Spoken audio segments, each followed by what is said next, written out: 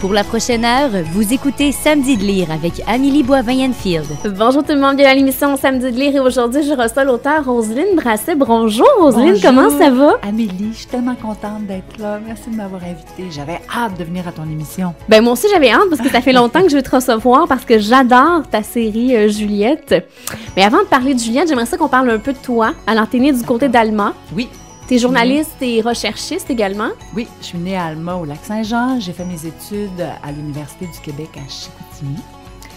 Et je vis du côté de Québec. J'habite à Stoneham, la station de ski. Et j'écris à temps plein. Je suis journaliste et recherchiste, comme tu viens de le dire. Le plus beau métier du monde, hein? J'écris dans mon salon. Je fais de la recherche quand même. Je sors de chez nous de temps en temps pour faire mes recherches, pour rencontrer des gens. J'adore rencontrer des gens. Et j'écris sur toutes sortes de sujets, finalement, mais je fais principalement ces dernières années des chroniques voyage.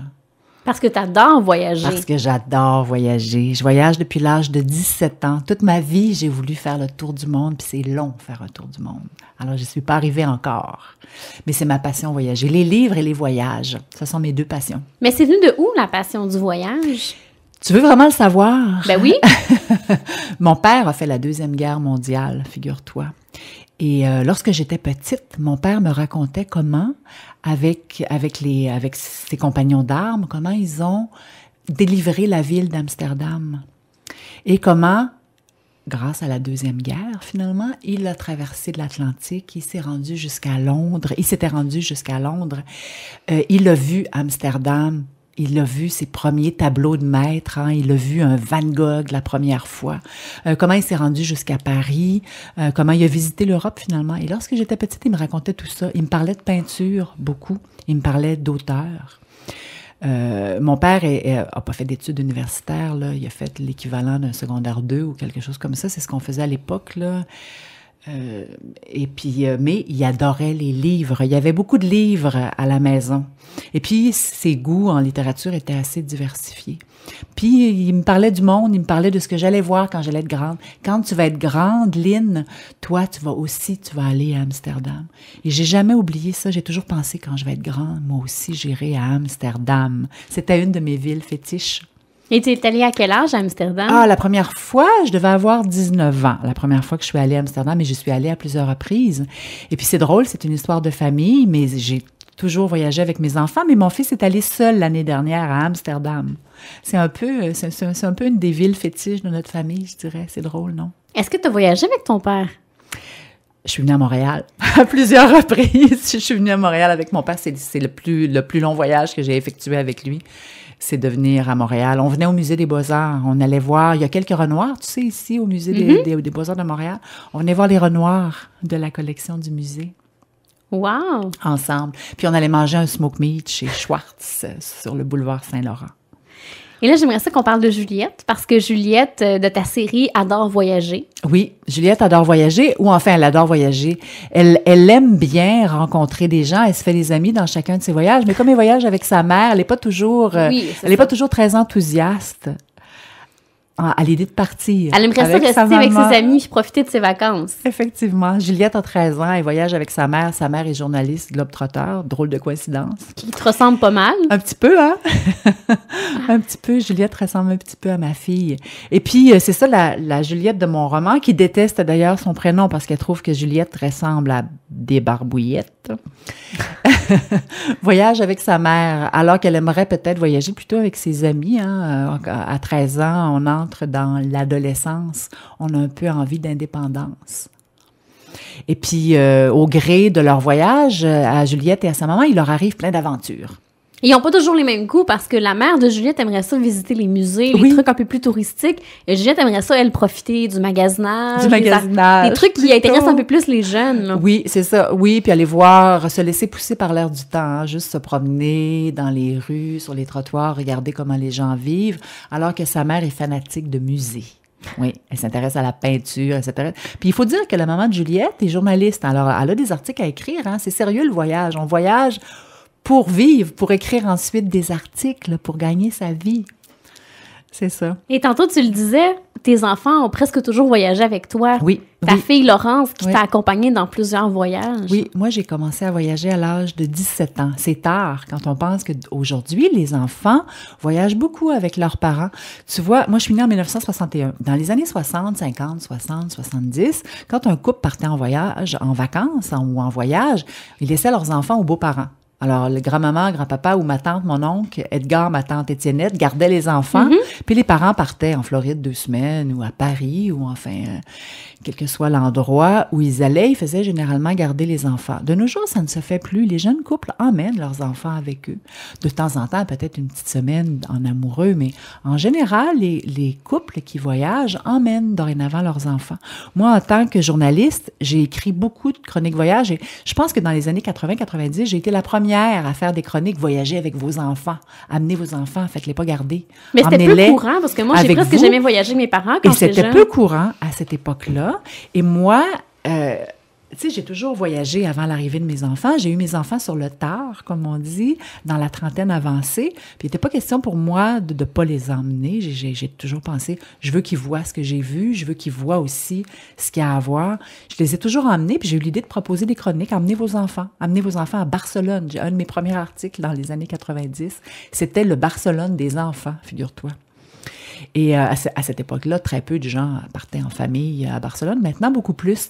Je fais des visites dans les écoles là, avec les Juliettes et puis je demande aux enfants de lever la main, ceux qui sont allés en voyage. Puis il y en a beaucoup qui me disent « Je suis allée à Barcelone ». C'est intéressant, hein, les temps changent. Puis j'ai l'impression que nos enfants, les enfants d'aujourd'hui, auront déjà beaucoup voyagé avant d'avoir 18 ans. Mais ça fait des jeunes qui sont ouverts sur le monde aussi en voyageant autant. Qui sont ouverts sur le monde, oui. C'est un peu le message que j'essaie de véhiculer à travers les Juliettes, parce que, bon, dans les Juliettes, Juliette visite des tas de villes à travers le monde avec sa mère, mais dans chacune des villes d'accueil, si on peut dire, elle rencontre des jeunes de son âge et elle réalise à quel point les adolescents sont les mêmes partout. À quel point, même si on ne parle pas la même langue, même si on ne mange pas la même chose, tous les adolescents du monde aiment la musique, tous les adolescents du monde trouvent que leur mère leur tape un petit peu sur les nerfs. On veut tous trouver l'amour aussi. Et oui, c'est ça, tous les adolescents du monde s'intéressent à l'autre sexe. Mm-hmm. On est parfois timide, on sait pas toujours bien comment s'y prendre, mais on s'y intéresse, c'est sûr. Là, c'est l'âge de l'amour, l'adolescence. Et l'amitié qui est très important aussi dans les Juliettes. Et l'amitié, oui, c'est un des thèmes prédominants de mes Juliettes et j'y tenais beaucoup. Effectivement, les Juliettes parlent de voyage, mais les Juliettes parlent également et surtout et beaucoup d'amitié. Effectivement. Puis on parle aussi de relations mère-fille. Oui, et également, ce qui est intéressant dans le dernier où Juliette va à La Havane, ben il y a l'ami de la mère et l'ami de la fille aussi. Oui, effectivement. Alors, on parle d'amitié intergénérationnelle aussi, on parle d'amitié entre femmes, on parle de relations qui sont solides, hein, quand on parle d'amitié. Il y a beaucoup de romans, il y a beaucoup de séries et de films qui se sont tournés ces dernières années sur ces thèmes-là. Et puis avant, ce qui était considéré comme solide, c'était les relations filiales. Frères, sœurs, parents, enfants, mari et femme. De plus en plus, on entend parler de belles histoires d'amour entre amis, des histoires d'amitié qui sont très, très importantes, qui sont très solides et qui sont très structurantes. Des histoires d'amitié qui commencent dans l'enfance ou dans l'adolescence, et puis qui se termine là, très tard. D'ailleurs, j'ai une petite anecdote à vous raconter à ce sujet-là. C'est une primeur, ou enfin, vous allez être les seuls à le savoir. La Gina, la meilleure amie de Juliette, en réalité, est ma propre meilleure amie. C'était ma meilleure amie lorsque j'étais toute jeune, et puis c'est encore ma meilleure amie. Elle habite Trois-Rivières. Puis mon amie Gina, c'est quelqu'un d'extrêmement important pour moi, alors je tenais qu'elle ait un rôle important dans les Juliettes. Wow! Ouais. Et moi, j'aimerais te demander comment c'est de voyager justement avec sa fille, dans le cas de Laurence, qui voyage avec toi presque tout le temps. Oh mon Dieu, quel privilège! C'est extraordinaire. Les enfants, en général, sont de merveilleux compagnons de voyage pour leurs parents. On les connaît bien, on connaît leurs habitudes, on sait ce qu'ils mangent, on voit pas de problème à dormir avec eux dans le même lit, à partager une pièce avec eux. Les enfants forment de merveilleux compagnons de voyage. On a tous entendu des histoires d'horreur. J'ai voyagé avec un compagnon de travail, puis ça s'est pas aussi bien passé que j'imaginais, ou j'ai rencontré un nouvel amoureux, puis on est parti en voyage, puis ça s'est c'est terminé pendant le voyage. Ben, parce que j'ai vu comment il était. Oui. Un voyage, c'est un bon test, mais nos enfants sont de merveilleux compagnons de voyage.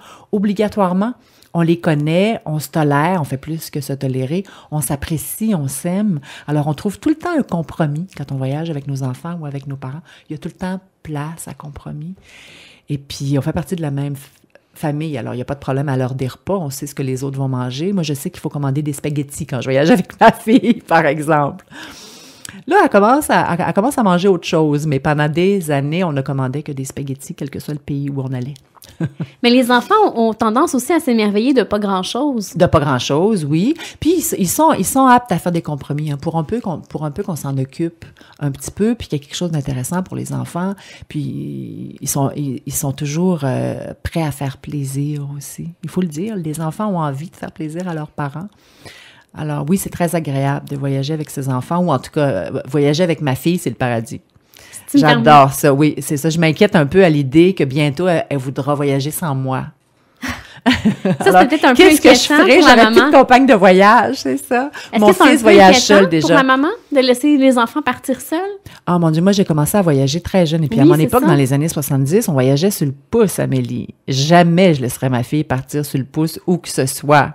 Et, les temps ont bien changé. Puis, effectivement, comme tous les parents, j'imagine, il n'y a pas la moitié des choses que j'ai faites que je voudrais la voir faire. Mais il faudra la laisser aller. Faut faire confiance, de ses propres ailes, il faut faire confiance. Puis il faut se dire qu'on leur a donné, on leur a donné ce qu'on pouvait, on leur a donné un bon fond, ils devraient être capables de se débrouiller avec ça. Si tu me permets, Rosine, on s'arrête et on continue de parler de Juliette au retour. D'accord.